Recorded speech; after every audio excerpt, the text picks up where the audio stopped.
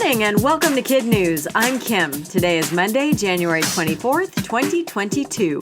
And we begin with a high school football coach turning a snow day into a life lesson. Brian DeLallo canceled practice after a big storm hit his town of Bethel Park in western Pennsylvania last week. But his boys weren't off the hook. He told them all to fan out and shovel driveways for those in need, specifically the elderly and disabled, and that would count as their workout. He also made it clear they were not allowed to accept any money.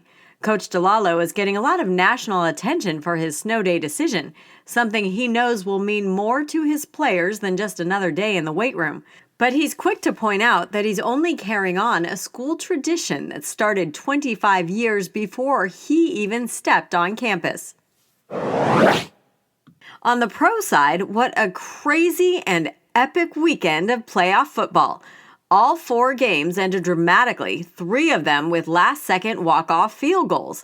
And the last one, between the Bills and the Chiefs, was a historic back-and-forth slugfest that ultimately went the Chiefs' way in overtime.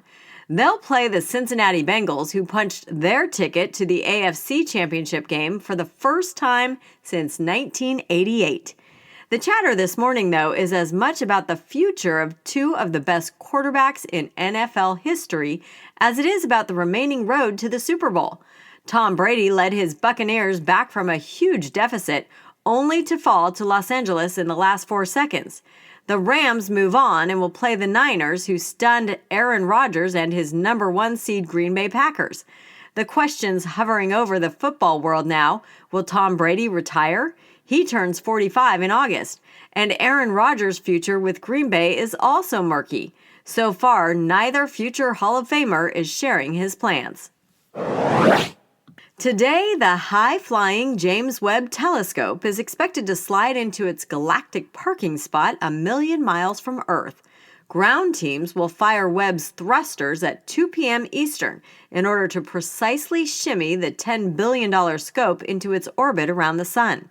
Once in place, CBS News reports it'll be up to engineers to then turn the pricey piece of space equipment into a functioning telescope capable of picking up the faintest light from the oldest stars and galaxies.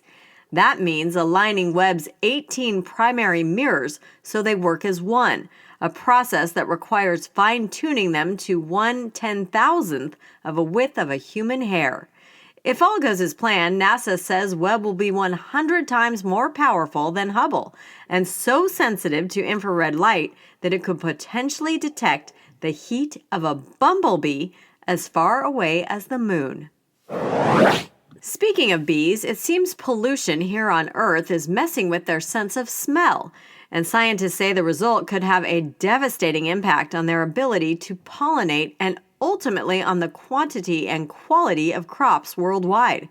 As a researcher from the United Kingdom explained, in clean air, a flower's scent first lands on the bee's antenna, and the bee uses that scent to sniff out the flower it came from and then return to its favorites over and over.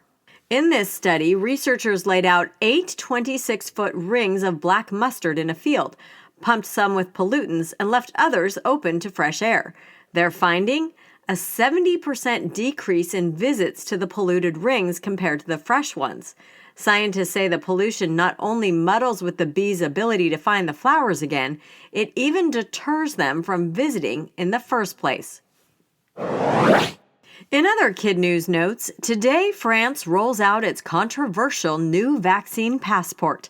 Those who want to fly domestically, visit museums, or eat in cafes will have to have one. Austria is also responding to Europe's surging caseload and is one step closer to requiring shots. Cases are also skyrocketing in the Southern Hemisphere, so much so New Zealand has introduced new rules which have forced the country's Prime Minister, Jacinda Ardern, to postpone her own wedding. And it's adieu for for Adele. The singer was supposed to begin her Las Vegas residency last Friday, but just hours before taking the stage, she had to tell her fans that the show could not go on. COVID had crippled her crew and hijacked prop deliveries. She apologized in a tearful TikTok, but some jilted concertgoers later got a personal hello with a live video chat with the singer while they shopped for her swag in a Vegas pop-up shop. That's it for KidNuz this morning. Now, today's KidNuz quiz. When a Pennsylvania football coach canceled practice after a snowstorm, what did his players do instead? Shoveled driveways for those in need. What 4 NFL teams are headed to the conference championships?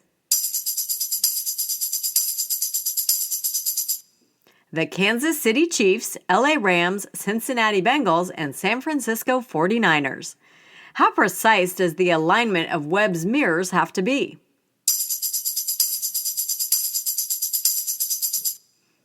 They must be fine-tuned to 1/10,000th the width of a human hair.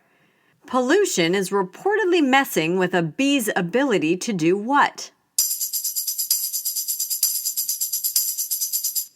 Smell.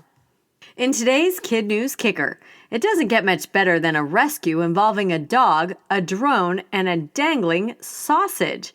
Millie is a Jack Russell Terrier who slipped her collar in New Hampshire, England, and went missing for days. She was finally found on some mud flats, but by then was skittish and wouldn't let anyone close. Because the flats tend to flood, time was of the essence. So after the Coast Guard, fire services, and police all tried but failed to reach her, one volunteer had a genius idea.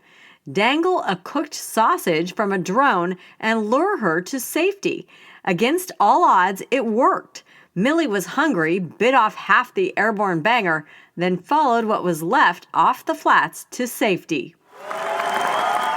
Before we go, it's time to shout out our teachers, which is especially appropriate since today is the United Nations International Day of Education. And we begin with Mrs. Barron at Rancho Vista in Palmdale, California. Ms. Mouche at North Ranch in Scottsdale, Arizona. To Wisconsin for Mrs. John at Oaklawn Elementary in Menominee and Ms. Robert at the Sheboygan Area School District in Sheboygan, and Mrs. Hunt at Onstead Elementary in Onstead, Michigan. Thanks for listening, everyone. Please take a moment to rate and review us wherever you get your podcasts, and we'll see you back here for more KidNuz tomorrow morning.